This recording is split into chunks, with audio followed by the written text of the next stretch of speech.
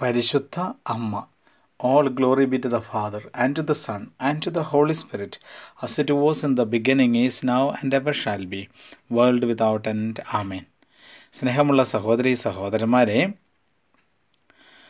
ദൈവനിശ്ചയപ്രകാരം അന്ത്യകാലങ്ങളിൽ പരിശുദ്ധ കന്യകാമറിയത്തിൻ്റെ പങ്ക് വളരെ വലുതായിരിക്കുമെന്ന് വിശുദ്ധ ലൂയിസ് ദി മോൺഫോർട്ട് പഠിപ്പിക്കുകയാണ്.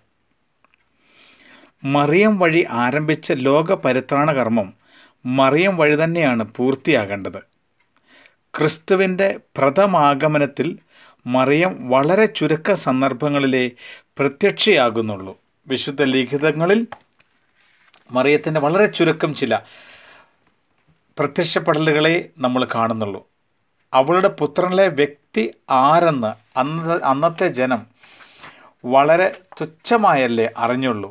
ഈ പശ്ചാത്തലത്തിൽ മറിയം പൂർണ്ണമായി അറിയപ്പെട്ടിരുന്നെങ്കിൽ മനുഷ്യർ അമിതമായും അതിഗാഢമായും മറിയത്തിലേക്ക് ആകർഷിക്കപ്പെട്ട് ഒരുപക്ഷെ സത്യമാർഗത്തിൽ നിന്ന് തന്നെ തെറ്റിപ്പോകുമായിരുന്നു. അത് സംഭവിക്കാതിരിക്കാൻ അവൾ യേശുവിൻ്റെ ആദ്യ ആഗമനത്തിൽ നന്നേ വിരളമായി മാത്രമേ പ്രത്യക്ഷപ്പെട്ടുള്ളൂ.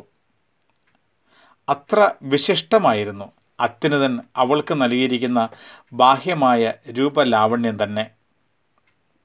എന്നാൽ ക്രിസ്തുവിൻ്റെ രണ്ടാമത്തെ ആഗമനത്തിൽ മറിയം വഴിയാണ് ക്രിസ്തു അറിയപ്പെടുകയും സ്നേഹിക്കപ്പെടുകയും സേവിക്കപ്പെടുകയും ചെയ്യേണ്ടത് എന്ന് വിശുദ്ധ ലൂയിസ് ദി മോൺഫോർട്ട് പഠിപ്പിക്കുകയാണ്.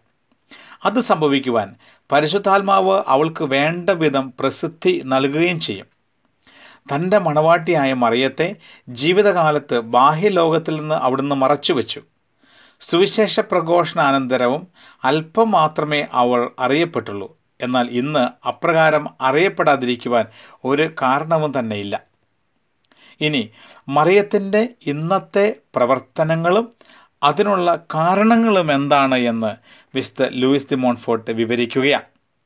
പരിശുദ്ധ മറിയം ലോകത്തിൻ്റെ നാനാഭാഗങ്ങളിലും വളരെ ശക്തമായി യേശുക്രിസ്തുവിന് വേണ്ടി ഇടപെട്ടുകൊണ്ടിരിക്കുകയാണ്. അതിൻ്റെ കാരണം എന്താണെന്ന് വിശുദ്ധ ലൂയിസ് ദി മോൺഫോർട്ട് വിവരിക്കുന്നു. തൻ്റെ മാസ്റ്റർ പീസായ മറിയത്തെ അന്ത്യകാലങ്ങളിൽ വെളിപ്പെടുത്തുവാൻ ദൈവം ആഗ്രഹിക്കുന്നു.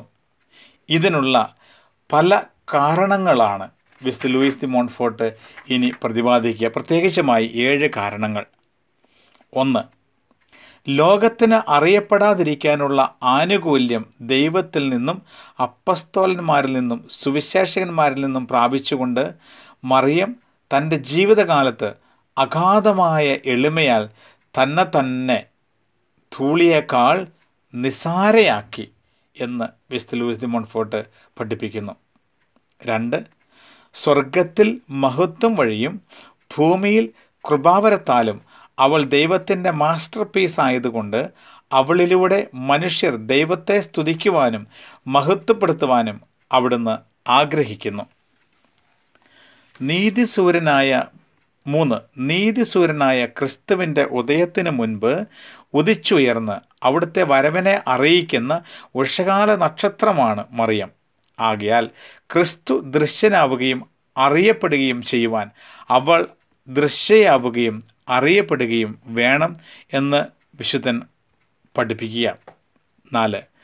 ക്രിസ്തു തൻ്റെ പ്രഥമാഗമനത്തിന് ഒരു മാർഗം സ്വീകരിച്ചു.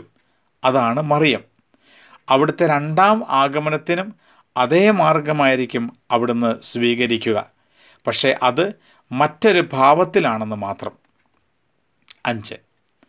ക്രിസ്തുവിനെ സമീപിക്കുവാനും അവിടുത്തെ പൂർണ്ണമായി കണ്ടെത്തുവാനുമുള്ള സുനിശ്ചിതവും പരിശുദ്ധവും സുഗമവുമായ മാർഗമാണ് മറിയം. വിശുദ്ധിയിൽ വളരേണ്ടവർ അവൾ വഴി വേണം ക്രിസ്തുവിനെ സമീപിക്കുവാൻ. മറിയത്തെ കണ്ടെത്തുന്നവർ ജീവനെ കണ്ടെത്തുന്നു. അതെ, ജീവനും സത്യവും വഴിയുമായ ക്രിസ്തുവിനെ കണ്ടെത്തുന്നു. പക്ഷേ മറിയത്തെ അന്വേഷിക്കാതെ പൂർണ്ണമായും അവിടുത്തെ കണ്ടെത്തുക സാധ്യമല്ല എന്നും വിശുദ്ധൻ ഓർമ്മിപ്പിക്കുകയാണ്. എന്നാൽ അറിയപ്പെടാത്തവയെ ആരും അന്വേഷിക്കാറില്ലല്ലോ. കാരണം ആരും അറിയാത്ത ഒന്നിനെ സ്നേഹിക്കുകയോ സ്നേഹിക്കാത്ത ഒന്നിനെ തേടി പുറപ്പെടുകയോ ചെയ്യാറില്ല.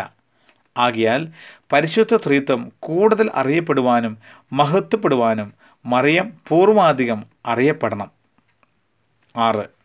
അന്ത്യകാലങ്ങളിൽ മാതൃസഹജമായ വാത്സല്യത്തോടെ മറിയം കരുണയിലും ശക്തിയിലും കൃപാവരത്തിലും പൂർവാധികം ശോഭിതയാവണം.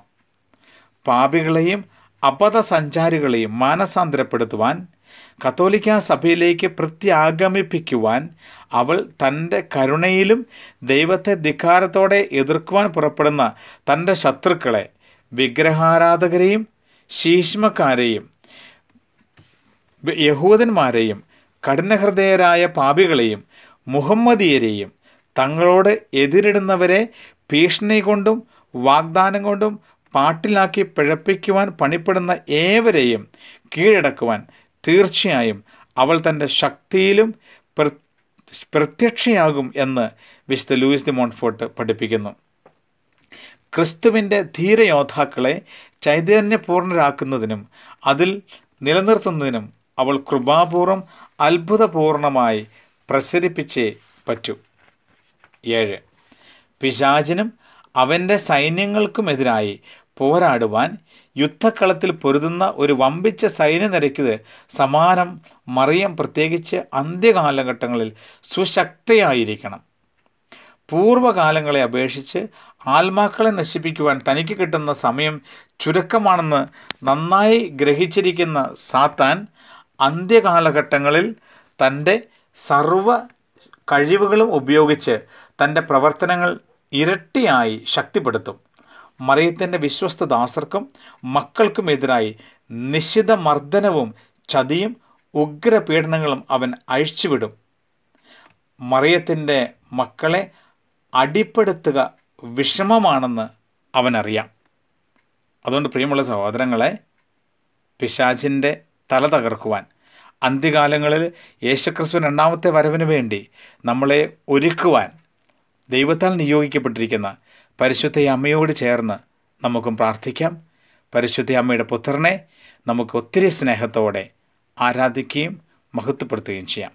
സർവശക്തനായ ദൈവം നിങ്ങൾ ഓരോരുത്തരെയും സമർത്ഥമായി അനുഗ്രഹിക്കട്ടെ.